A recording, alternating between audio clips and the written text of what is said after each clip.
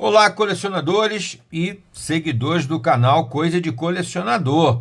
Vamos dar uma olhada numa edição que acabou de sair, tem pouquíssimo tempo, menos de um mês, saiu a saga da Mulher Maravilha. E eu sempre gosto de dar essa prévia para vocês, para saber, né? Para quem não conhece, ter uma oportunidade de pensar se vale a pena comprar a edição ou não, tá?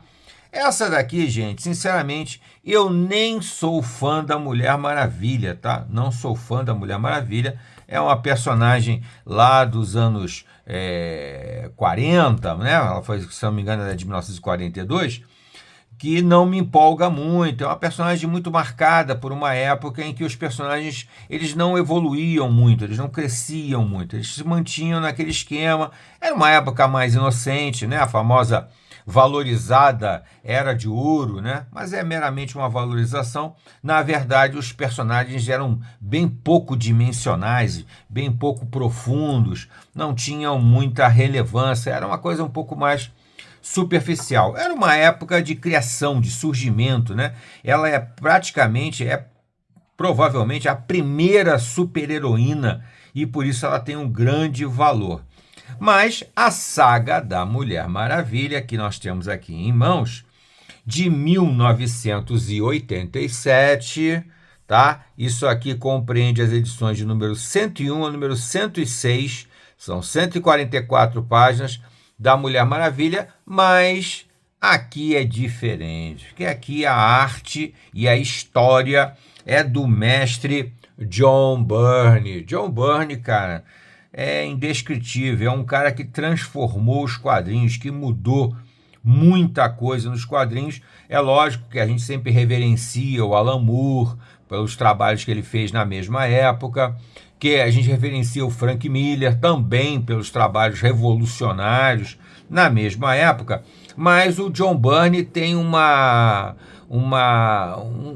pode dizer, uma carreira, trabalhos, né, um currículo muito mais consistente do que o Frank Miller ou do que o Alan Moore, porque o John Byrne praticamente trabalhou em tudo que havia de mais famoso e de melhor, tanto na Marvel como na DC. Ele reformulou o Super-Homem, uma fase muito legal também aqui, um pouquinho antes dessa daqui. Ele reformulou aqui, nessa fase aqui, a Mulher Maravilha. E ele mexeu, na Marvel, ele mexeu, logicamente, a gente sabe, né? X-Men. E mexeu principalmente, talvez até melhor, no Quarteto Fantástico, que ele era o dono do pedaço. Nos X-Men a gente sabe que quem mandava era o Chris Claremont, que fez um trabalho também muito bom, muito digno, mas não era um domínio do John Byrne. Quando ele foi para a DC Comics, ele reformulou o Super-Homem e reformulou a Mulher Maravilha. Nessa fase, nós vamos dar uma olhadinha aqui na edição, tá?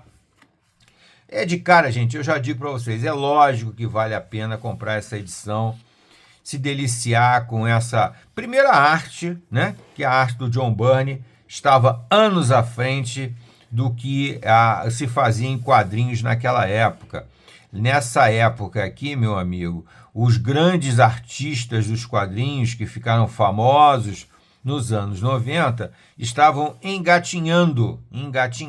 Jim Lee, Mark Silvestre, Wilson Portácio, aquela turma toda que depois ficou muito famosa, mas na verdade todo mundo veio depois de John Byrne. John Byrne realmente é uma arte espetacular, tá? Então, pela arte, já vale a pena a compra da edição.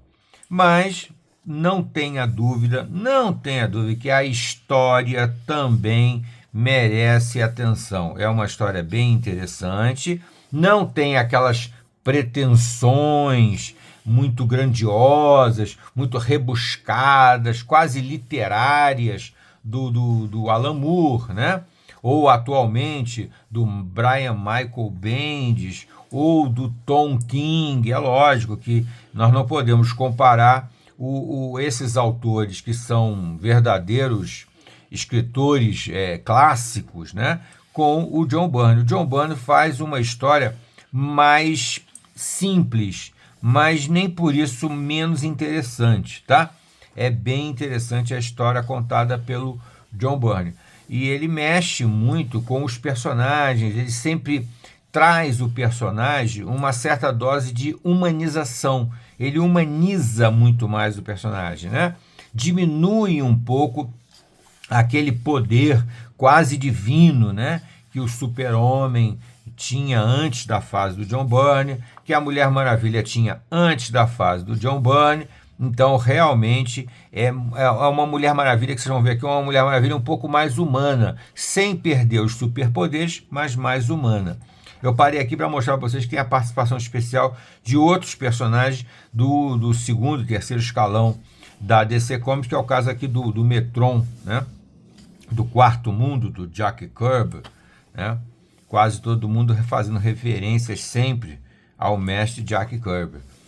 Então aqui está uma história cheia de emoção, cheia de reviravoltas, com muita ação, tá? Com o traço sempre espetacular do John Byrne, lembrando também que nós estamos falando aqui de 1987, quando não havia computador nas histórias em quadrinhos, tá, gente? Isso aqui é tudo desenhado e arte finalizado na mão, tá? Por isso vem aí a coisa assim mais evidente da época, que é a cor.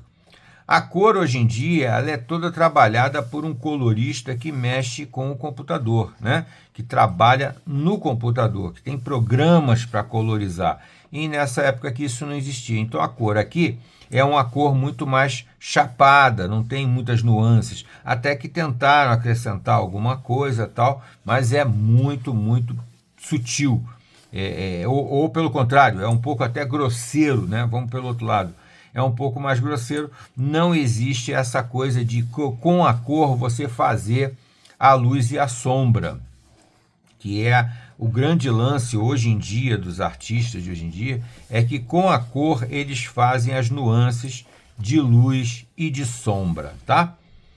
Mas de qualquer forma, a edição é muito bonita, a arte é espetacular, tá? Olha que maravilha, o traço do John Byrne aqui. O John Byrne, como eu costumo dizer, ele tem um traço muito mais realista, né? Eu chamo de realista, mais fotográfico. Ele tem essa coisa de trazer o personagem sempre para um lado, para uma visão mais humana, mais realista. Da mesma maneira que ele faz com a história, com a participação do super-herói na história, ele também faz no traço, no desenho, que ele humaniza mais e torna o personagem menos irreal, menos caricato, tá?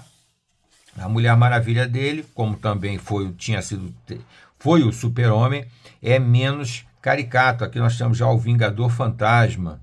Então tem a participaçãozinha sempre de alguns heróis famosos da DC Comics, que é legal, né, gente? É legal a gente poder ver esses personagens fazendo pequenas participações na edição.